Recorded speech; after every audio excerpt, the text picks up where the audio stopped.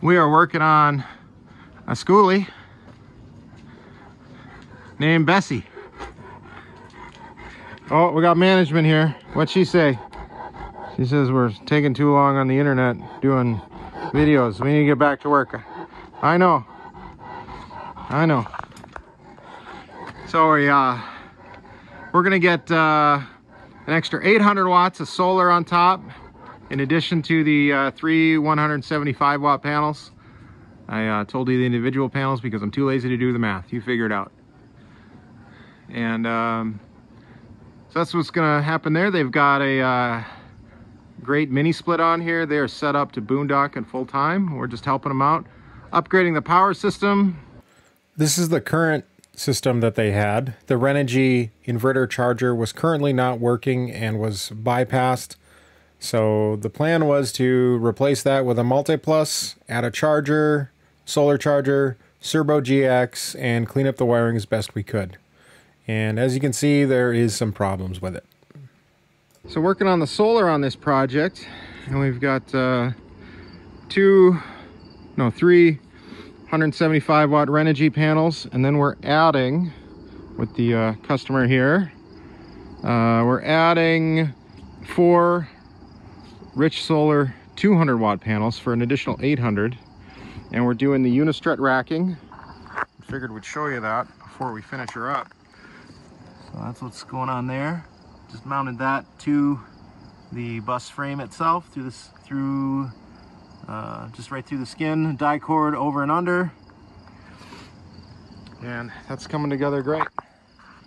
And we're just using standard unistrut hardware you can buy at Menards or most any hardware store. It works pretty good. It's pretty much, it's exactly what I did on my bus. It's holding up so far. And then we're going to add this panel back to this rack because there used to be a roof deck up here, but I guess they're not going to use their roof deck. So anyway, we're going to keep going on this, and we'll show you how it works, or how it looks and how it works when we're done.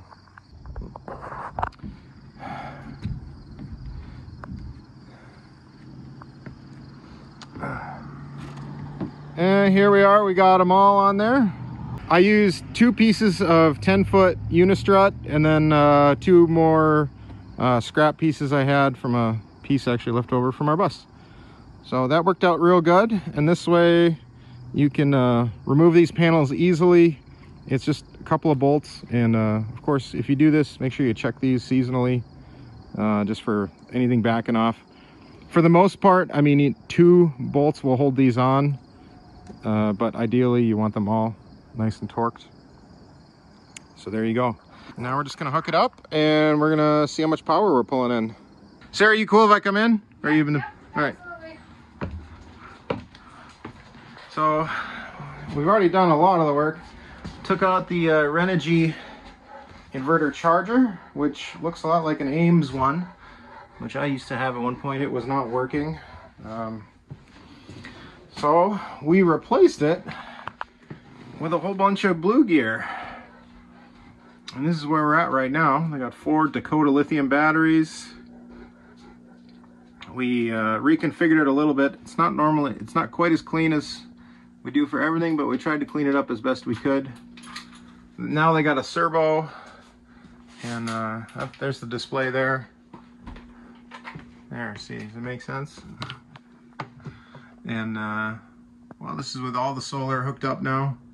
Pushing 42 amps in, that's not bad. We kept the Renogy controller there just for simplicity, and added a second breaker on the DIN rail. And we just got to do a couple more things. We got to put the cover on there. Thanks for the lighting. Sarah, the customer, she's helping out. That's been a lot of fun. Yeah, we just got to get the shore power hooked up, and maybe take care of a couple other things.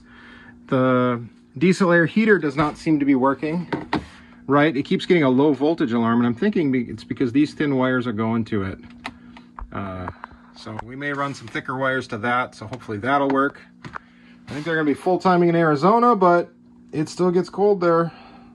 You never know where you're going to be. So, well, here we are on the final on how the electrical area turned out, and we got the diesel air heater working good. We tested that.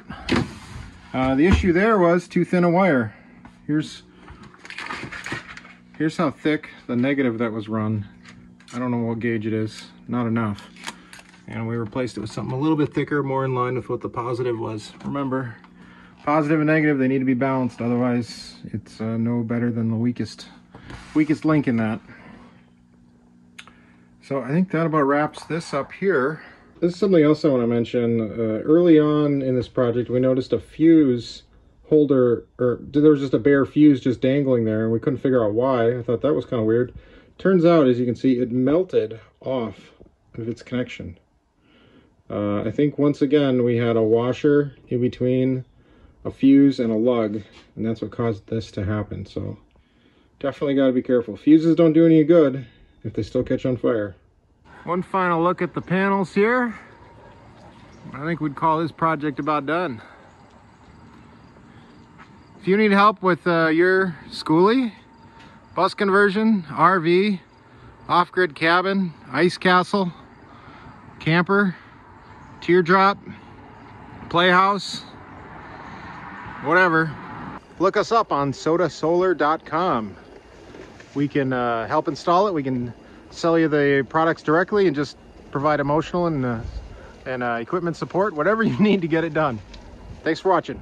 Bye.